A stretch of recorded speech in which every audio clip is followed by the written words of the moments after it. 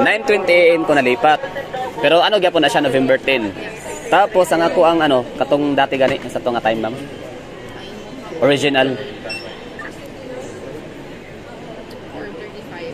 4:35 AM nalipat. Pwede ko makabalo nga ano daw, i-cancel nila. Gawa sa ilahang ano sa to, mga o say ano, basig nakaputang ko dra or ano na kay idea. Nga na daw gi-transfer into 9 AM. Like, unsa to siya? Basta ha? Ay, ilahan na. Okay. Kaya pag para na, 'di ba? For example, 'di ba, for AM ako original flight, ako siyang gibook kay gusto nako nang nakoy giapas balik mga 5 AM pa lang ana. I mean nakoy giapas nga oras.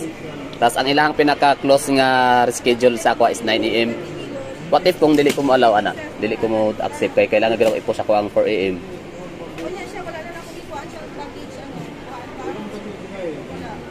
Kaya syempre na mga business ana, transactions, connecting flight, whatsoever ana. Naami 350. Naami 110 Gusto ka 110 AM ang bakantes. Alaon na Jis sa buntag. Okay, so pwede siya no buhato no para sa kanang kuano, kanang mga nagdali gid no. Pwede. Dili pa siya pwede nga mag November 9 ana. O naapod no, pwede no. Or pwede pod karon na diretso. Unya. Try daw ma'am.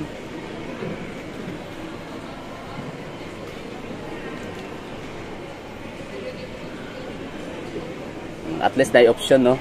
Abi na ako kay ano mahimo. Kundi maliit na lang or mabiyaan sa ano connecting flight. At least karon alam ko na kabalo na ko.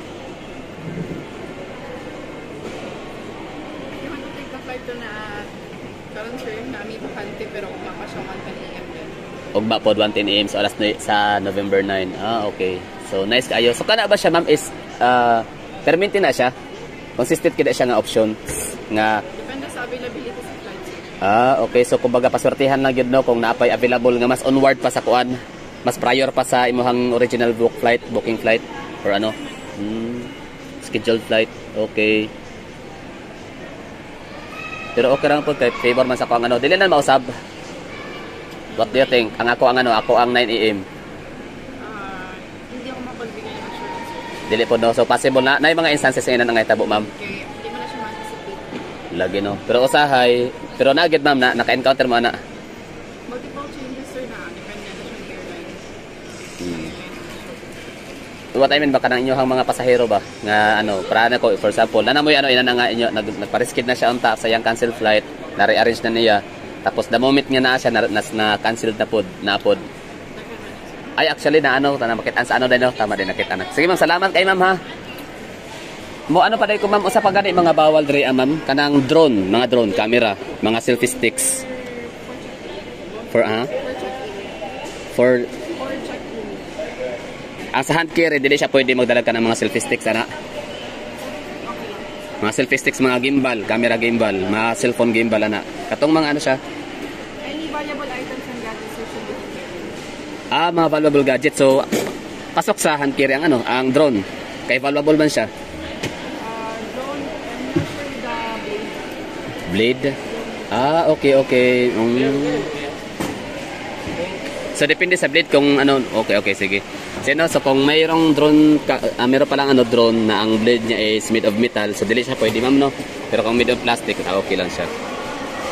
So anything na valuable item must be hand carry except lang sa mga metal. Ayun, nasabi din. So unsa pa ba no? So naa man ta diri ang mga fragile item must be declared and will pack. Tapos karon ang akong flight kay nag-hand carry lang man ko. Kanya, syempre gamay ra mong dalahon kanang gamay lang gud like siguro basta gamay ra kay siya. Ya, maisipan ako nga mo palit og kanang mga prutas sa gawas pwede man na siya dalahon. Pwede sir, pero 1 box lang siya per person. 1 box per person. Dili pwede duha akong bitbiton. Pwede ka dali sa airport, halap may naka-book box. Basta sa airport gikan. Sa airport og naay resibo okay kaayo. Ayun. Kung sa gawas pod kailangan naka isa lang gid ka kuan pero kailangan po dili siya mag-exceed og 7 kilos no. Apil tong akong backpack nako, akong backpack backpack og ako ang ano, ako ang hand carry nga. Okay. Unsa pa gyud papatag mga information para di ta sig pangutana. Mao to no, so akong dadalahon kay kapoy na kay sigbit og dahang mga gamit, mao ra man gyapon balik-balik ko nang sanina. So akong buhaton is kana lang gamay lang mga backpacks. Backpack ko tapos kung magpatong pumilo sa gawas, the moment na mo anin ako dre ma-change ang mind. So okay lang daw ingon ni ma'am basta kay isa lang gyud daw ka box or cellophane plastic bag ana pwede. Box or cellophane. Unya kailangan dili siya mo exceed og 7 kilos no, apil ang imuhang backpack. Okay, so klaro ha, malinaw 'yun. Super ano, my language is very clear. Di kaya na guys, pangutana. Oo, kung ano, eh, siyempre, laagan lagi daw ko. May ito nga, nakwas lang utana kay experience ba niya. Ako po, naglaba po tanga-tanga. Limtanon ba? Nagapangutana mga kaso nga lang, limtanon sa magitong ato ang i-document. Yan lang, dangerous. Okay, kanang uwan, kanang mga tent, mga camping tent, minana. Oh, for example, kaya napokoy plano usahay nga mo flight ko with Cebu Pack, ay maura may afford. So magkaano ko dala ko kanang camping tent. Pwede siya i-hand carry. I mean i-backpack. Ay ang braces dili pwede kay metal no. Kaita so mo landing ko nang walay braces. Lagi no. So bagay barato raman ng ano check-in pero wala gyud usahay man gud na mo gyud mga decisions ba nga dili nato dayon mahimo. Oh, nang late na ba. So decision making matters talaga minsan. So kanang mga mga imnanan, mga mag nga mga made of metal dili gyapon na pwede. Pwede ra sa yata no kaso dili ka sure. Pwede ka pa ng extra credits pero mas labaw mo dili. Sila gyud. Dito. So sa inyo ha pwedeng pwede pero sa lahat dili. Okay. Kaya di ako kana hayahay daghan na kayo na silang nabidlan ako mga gunting, mga extension wire, mga cord, mga saksakan, mga heater. Ayun lang no. Sige ma'am, salamat kayo sa mga pangutana. Sagad unsa yung mga pangutana kasagaran yung na-encounter diri as dili bitaw ta busy. Unsa inyo mga common nga mga encounter mga questions gikan sa mga pasahero, most especially sa mga first time traveler.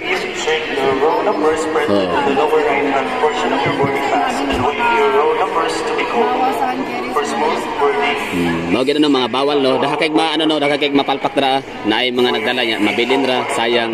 Ako gani for example, mo share ako istorya ha kay wa wala man kay tao kayo.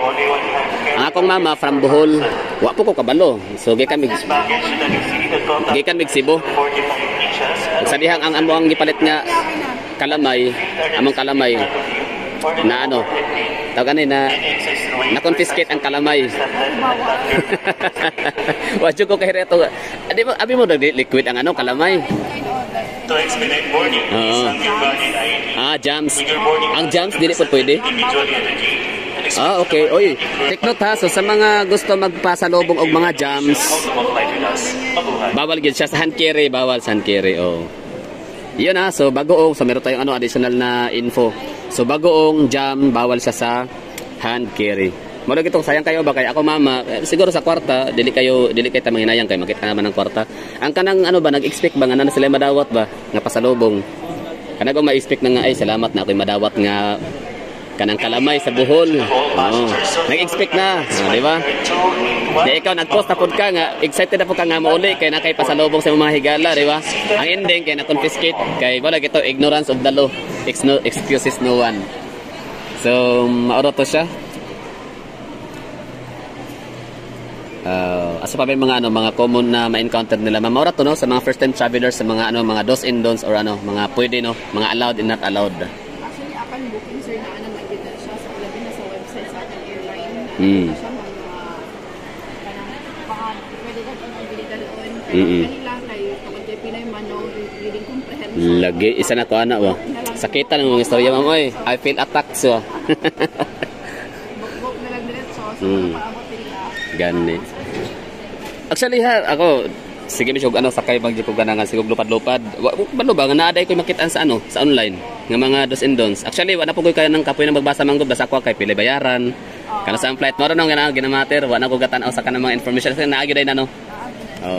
Kaso nga lang wala tay time mag-read magbasa kay tapulan lagi. Pero mga chismis sa Facebook mo, basa kayo, isag long post kayo, no? Sige, salamat na, ma. Kadtora. So, yun lang, bali, ano pa bang mga kailangan? So, yun lang, ha. Very important po yung mga kagala, yung aking binigay na information ho, na tinanong. Just in case gaya nito, diba? Ibigay ko sa iyo, ha. Ang flight ko kasi, original booking flight is alas 4 ng umaga, November 10. Ngayon, ang nangyari is nireschedule ako. I mean, na-cancel pala. Cancel flight. So, ayun, para ma-rearrange ko yung para ma-arrange ko yung aking flight. So, kailangan kong tumungo rito sa office, no? Sa Cebu Pacific office talaga sa may airport. Kasi, online ko siya nabili, no? So, sinubukan ko na rin pumunta sa Gaisano Mall, tsaka doon sa SM Ecoland. Yun na nga, ang sabi nila, sir, since online ho kayo nag-book, so, doon ka na lang sa sa airport ka talaga rearrange lang yung iyong canceled flight and schedule. So, yun, pinunta ko ngayon dito. Tapos, ang naman dito is 24/7 naman. Laging wala silang rest din, no? Walang bakante. Laging may counter personnel. Pero, wait lang, sige lang, mamaya, bago natin i-end itong video, kailangan natin i-confirm natin kung totoo ba yung sinabi ko na, di ba?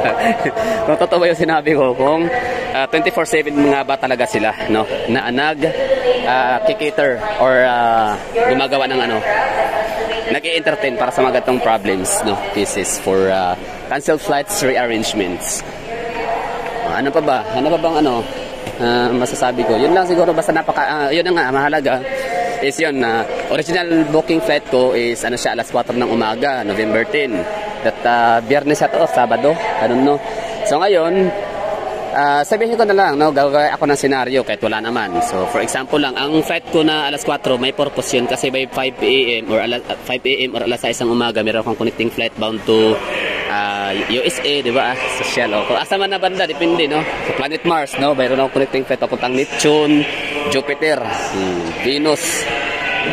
So, ang mangyari, pag tatanggapin ko yung reschedule sa akin na alas 9 ng umaga, so mamimiss ko na yung spaceship, connecting flight, no? Spaceship papuntang Mars. So, syempre, tinanong ko ulit, paano yun? So, ano mangyari sa akin? Tatanggapin ko na lang ba na malit ako? What if ayaw kong tanggapin yung ganong flight? Basta yung cancelled, fix na yun. So, yan, sabi ni ma'am, meron naman palang option na pwede kang sumakay sa mas prior pa or mas earlier pa sa alas 4 ng umaga. So, meron silang vacant sa November 10 na alauna, 10 ng umaga. So sabi ko naman, since 8 ngayon November 8, so bukas, sabi ko, what if kung ngayon or bukas or ngayon na lang, ganito. Siya meron din naman ngayon vacant vacant seats, pero ang flight nito is November 9 pag ito ganyan. So ibig sabihin, mahagala, hindi pwede para tayong mamili, no, ng schedule flights. Tingnan natin, no, kung ano yung mga oras na pwede nating ipipiliin. Kung alas 4, kung mas onwards pa sa ating original book flight, or okay lang sa malilate na tayo, may extend na mas later. Yan lang, no? So ito yung lugar na kung saan ako laging nag-iiwan ng mga gamit, kasi bawal ipasok. Yan lang. Tapos ito yung last scanning area dito, kung makita nyo, bago makapag-boarding gate, dyan i-scan yung mga dala-dala natin, no? May mga metal, tapos may mga liquids and jams na above 100 ml. 100 ml, ha? Pwede ang jams and liquids. Basta wag lang lalagpas sa 100 ml. So ngayon, balikan natin si ma'am kasi ko pala, i-confirm, parang umalis ako kaagad, dapat para kukuha siguro ako ng papel ba or something, no? Hahawakan para di na ako check online. Tapos i-confirm din natin kung totoo ba na 24/7 sila na andyan. Grabe, ang ganda ni ma'am, ha, in fairness, ha. Ang ganda, maganda, mabait. Tapos din siya, yun lang, maganda, mabait. Tapos siguro dahil wala namang masyadong tao, di tayo nakakalistorbo. Basta yan, online kiosk, kiosk, check-in kiosk. Hello ma'am, follow-up question. 24 hours mo, di ba, permente? 24/7, 7 days again, okay. So, bisag ka akadlaw na pwede. Onya, ang ako ang ticket, okay na to siya? Na-move na nimo? As is na nimo, All remaining Alas 9.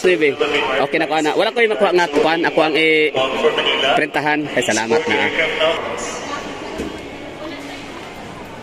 Okay, so first time ko, I mean hindi first time pero ako'y naninibago no na makahawak ng ganitong papel para sa aking flight. So yun po yung nabayaran ko.